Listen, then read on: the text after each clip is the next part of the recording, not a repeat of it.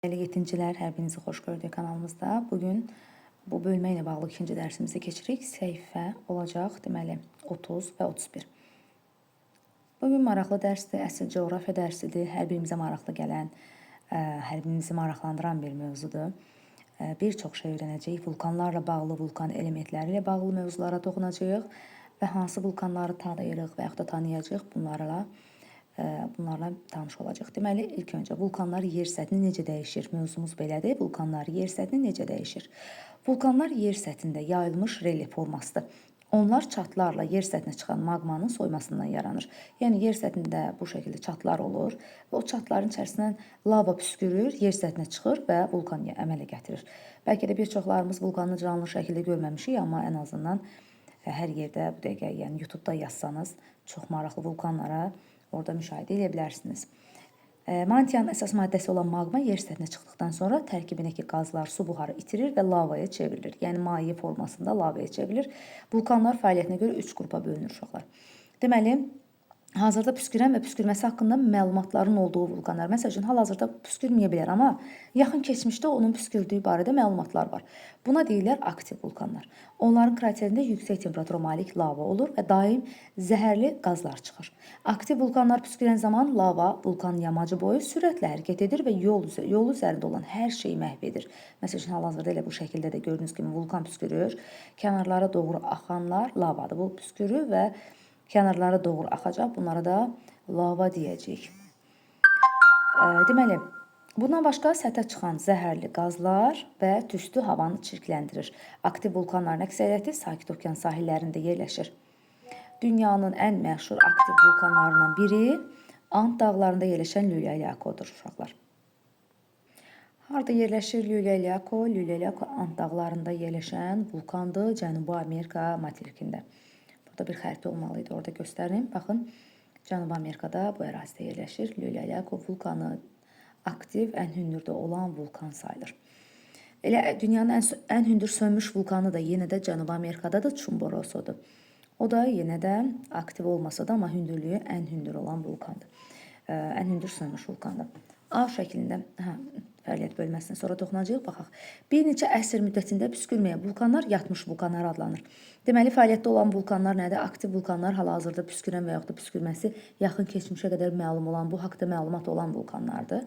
Amma bir neçə əsr müddətində püskürməyən vulkanlara yatmış vulkanlar deyilir. Onlar aktiv vulkanlarda olduğu kimi maqma ocağı var. Onlarda yəni maqma ocağı var. Lakin buradan ocaq daha dərində yerləşdiyindən zəif aktivlik müşahidə edilir. Məsəl üçün, Yellowstone vulkanı. Bunu mütləq yadımızda saxlamalıyıq. Bu artıq aktiv vulkan sayılmır, sadəcə olaraq yatmış vulkandır. Haçansa püskürə bilər. Bu o deməkdir ki, nə vaxtsa püskürə bilər uşaqlar.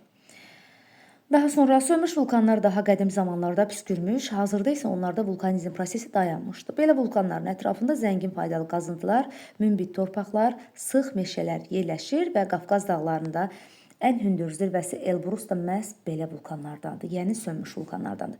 Bundan əlavə deyə bilərik ki, Azərbaycanda uşaqlar bir çox sönmüş vulkanlar var. Bunlardan ən gözəli Böyük Şıxlıdır, Qızılboğazdır, Pəriçınqıl, Ayçınqıl kimi vulkanlar var ki, bunlar hamısı sönmüş vulkandır. Azərbaycanda aktiv vulkan yoxdur. Bir də Azərbaycan bilir ki, Respublikamızın ərazisində uşaqlar palçıq vulkanları var. Bəlkə də bir çoxlarınız həmin ərazilərdə olmuşsunuz, palçıq vulkanlarını yaxından görmüsünüz. Ancaq bizdə aktiv vulkan yoxdur. Baxmayaraq geosignalda yerləşirik, aktiv ərazidə yerləşirik. Amma biz demişdik ki, o demək deyil ki, bütün deməli, geosignalda, aktiv ərazidə yerləşən, zəlzələ zonasında yerləşən bütün ölkələrdə, bütün ərazilərdə vulkanların olması şərt deyil uşaqlar. Məsələn, Himalay dağları dünyanın ən hündür ərazisidir, ən hündür dağıdır, ancaq orada heç bir aktiv vulkan yoxdur, müşahidə edilmir və yaxud da Alp dağlarında buna misal olaraq göstərə bilərik. Quruda olduğu kimi okean dibində də vulkanlar yaranır. Onların püskürməsi nəticəsində adalar əmələ gəlir ki, bunlardan da ən məşhuru, bunu 100% bilirəm ki, hər biriniz eşitmişsiniz, ən azından Havay adalarını tanıyırsınız.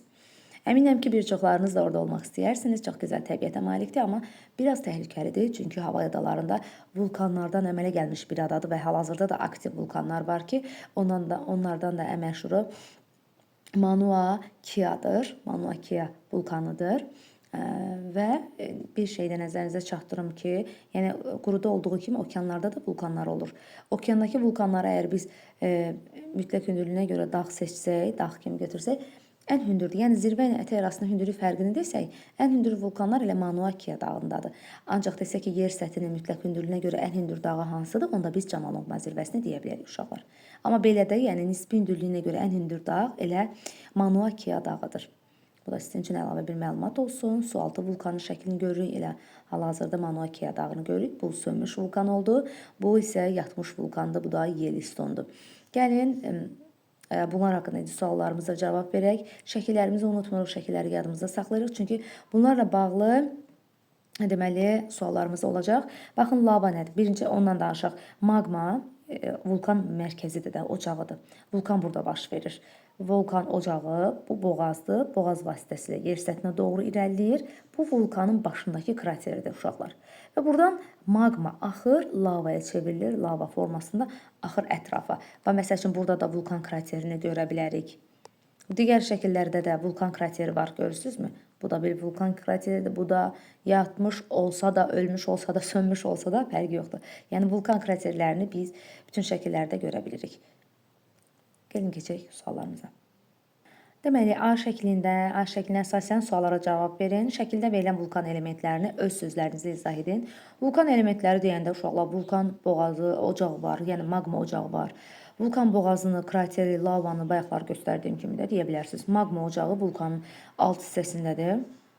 Alt hissəsində yerləşir. Magmanın yuxarıya qalxdığı yol vulkan boğazıdır. Yer səthinə çıxdığı çökəklik isə onun krateridir.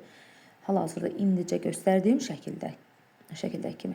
Deməli, B variantında vulkan boğazı yerin hansı hissəsindən başlayır? Yerin hansı təbəqəsindən başlayır? Vulkan boğazı üst mantiyadadır.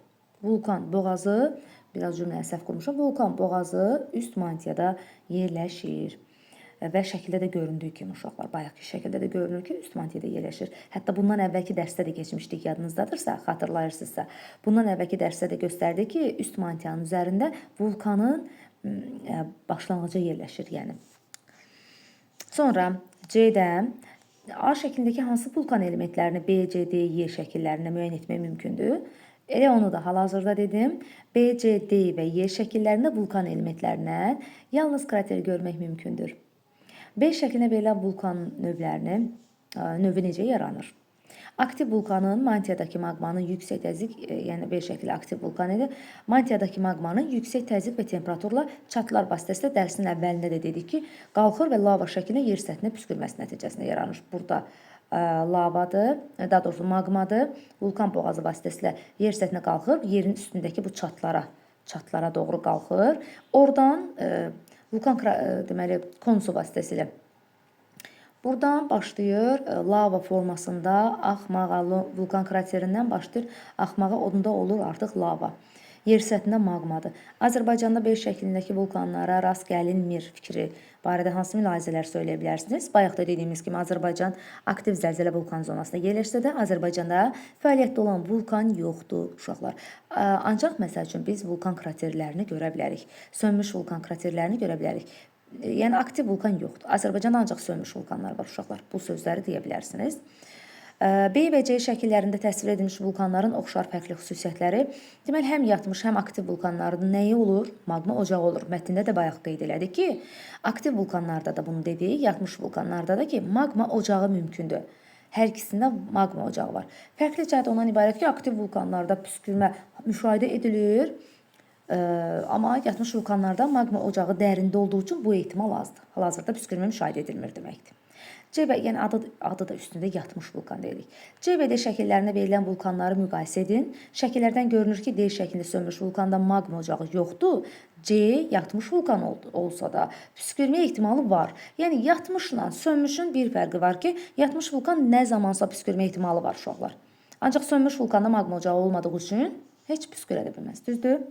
Bax, bunu deyə bilərsiniz. Mətni tam izahına qulaq assanız, bu sualların əminəm ki, hamısına cavab verəcəksiniz. Çətin heç bir şey yoxdur. Və də kitabdan kənarda heç bir məlumat yoxdur. Kitabdan kənara çıxmağa belə ehtiyac yoxdur. Bildiklərimiz əsasında bütün suallarımızı cavablandıra bilərik. Çox xahiş edirəm. İlk öncə özünüz cavablandırın. Ondan sonra başa düşmədiyiniz halda mənim suallarıma cavabına baxa bilərsiniz. Amma dərsin izahına mənim yəni dərs izahımda mütləq qulaq asmalısınız. Sizə aydın şəkildə, ətraflı şəkildə izahını verəcəm.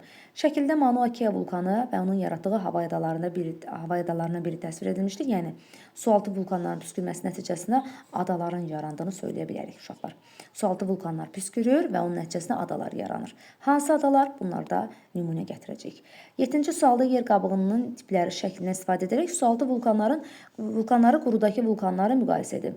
Deməli, kontinent və okean tipli litosfer havası var demişdik, yadınıza gəlir. Yəni, yer qabığı var, kontinent. Bu materik tiplidir, kontinent deyəndə materik tiplidir. Bu isə okean tiplidir. Bir-birlərinin fərqi nə idi uşaqlar? Yadınıza gəlir, keçən dərsimizdə dedik ki, kontinentdə aşağıda bazalt, ortada qranit, yuxarıda isə çökmə. Mənim çubuğum niyə bu qədər qalındır? Baxım görüm. Hə. Deməli, aşağıda olacaq bazalt, ortada olacaq qranit qat və ondan da yuxarıda olacaq çökmə, düzdür? Bu kontinentdədir. Amma okeanda nə yox idi? Yadınıza salın, okeanda qranit qat yox idi. Birbaşa bazalt və onun üzərində çökmə qat var idi. Ona görə okean tipli yer qabığı necə idi? Nazik idi təbii ki. Deməli, nazik olması və bu səbəbdən püskürmə ehtimalının daha çox olduğunu söyləyə bilərik okeanlarda. Dünyanın fiziki xəritəsindən istifadə edərək yer şəklindəki vulkanlara ən az 3 misal göstərin. Mən də kitabda da, daha doğrusu kitabınızdakı xəritədən elə istifadə edərək yaza bilərsiniz. Havay adalarını, Kuril, İslandiya, Marian, Azor, Paska vulkanlarını göstərə bilir. Bunlar vulkanik adalardır uşaqlar. Püskürmə nəticəsində yaranır. Kuril düzdür, toqquşma nəticəsindədir. Kuril toqquşma nəticəsi, Marian toqquşma nəticəsində yaranır. Amma digərləri Havay, İslandiya, Azor, Paska bunlar ayrılma, divergent zonada yerləşən vulkanlardır, vulkanik adalardır. Belə mən düşünürəm ki, çətin dərs deyildi və hər biriniz üçün maraqlı oldu inanıram. 5 dəqiqə vaxt tapan kimi sizlərlə dərs bölüşmək istəyirəm ki, heç biriniz geri qalmayasınız, anlaşılmayan heç bir şey qalmasın. Hər birinizə uğurlar arzulayıram. Gələn dərsimizdə görüşmək ümidi ilə. Sağ olun.